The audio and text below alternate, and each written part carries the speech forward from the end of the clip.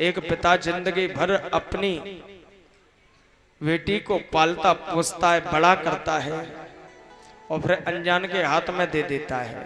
देता है ना देता है?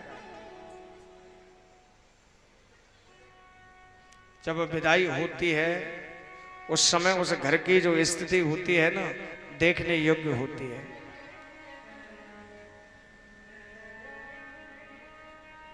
जब बेटी जाती है तो बेटी सबसे मिलती है, लेकिन बेटी की जो आंखें हैं, दृष्टि है, वो पिता के ऊपर होती है। पिता अपने कामों में लगा होता है, हृदय उसका भी भरा होता है, लेकिन वो किसी को दिखा नहीं पाता, वो अपने कामों में मग्न होता है। जिस समय बेटी विदा होती है और जब कहीं सामने से पिता देख लेती है, जब पिता चल करके आता है ना, तो पिता के कंठ से लग जाती है वह पुत्री और हिलकियां भर करके रोती है, पिताजी इस घर से मुझे बाहर मत निकालो। उस बेटी के रोने की आवाज में वो दर्द होता है, पिताजी क्या भाई के लिए सब कुछ और मेरे लिए कुछ नहीं? क्या ये घर केवल पुत्र के लिए है, पुत्री के लिए नहीं? उस बेटी का भाव होता है, मैंने ऐसा क्या बुरा किया जो मुझे घर से आज विदा कर दिया, और भाई ने ऐसा क्या अच्छा कर दिया जो इसको तुमने घर के अंदर रख लिया? मेरा क्या दोष है? मुझे एक बार ये तो बताओ। जब वह पिता से गले भर करके मिलती है तब पिता का कंठ अवरुद्ध हो जाता है। उस पिता की स्थिति को वही जानता है।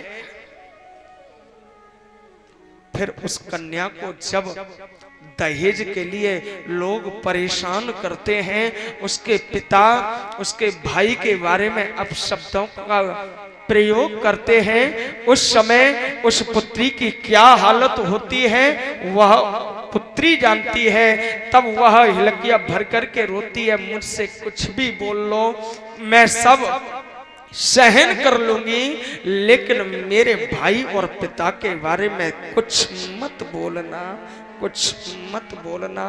तब वह हिलकियां भर करके रोती है, हे दुनिया के महामानवों, मैं यह चैनल के माध्यम से एवं बैठे हुए जितने व्यक्ति हैं उन सबसे यह संदेश देना चाहता हूं, जो लोग कहते हैं हमें दहेज चाहिए, हमें रुपया चाहिए, जो लोग मांग करते हैं, जिस समय तुम्हारे घर पर तुम्हारी बहन बेटी होगी, जब तुम किसी को उस समय विदा करोगे तब तुम्हें पता चलेगा कि दहेज क्या होता है। जिंदगी भर एक पिता अपनी पुत्री को पालता है, पोसता है, बड़ा करता है और उसके बाद में अनजान हाथों में उसको दान में दे देता है।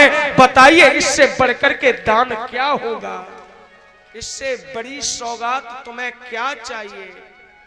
कुछ बेटी वाले कहते हैं महाराज लड़की वाला पक्ष बड़ा होता है, और लड़के वाले खूब महाराज सीना तान करके कहते हैं हाँ हम लड़के वाले हैं, हम बड़े हैं। ये तुम्हारी गलत फहमी है, तुम सबसे छोटे हो, लड़की वाले से बड़ा कोई नहीं हो सकता। तुमने क्या किया? तुम बड़े कैसे हो गए? अरे जिसने अपने हृदय का टुकड़ा निकाल करके तुम्हें दान में दे दिया, तुम बड़े कैसे हो गए बताओ? ये तो उस लड़की के पिता का भाव है कि तुम्हें बड़ा मानता है, तुम्हें सम्मान देता है। समधि का अर्थ क्या होता है? शास्त्र की रीति से समझ लीजिए। यहाँ सबसे ज्यादा पढ़े लिखे लोग बैठे हैं, वो सब जानते होंगे सम माने बराबर और धी माने बुद्धि। जिस व्यक्ति की बराबर की बुद्धि होती है उसे हम समधि कहते हैं। अब बताइए इसमें छोटा बड़ा कहां से आ गया?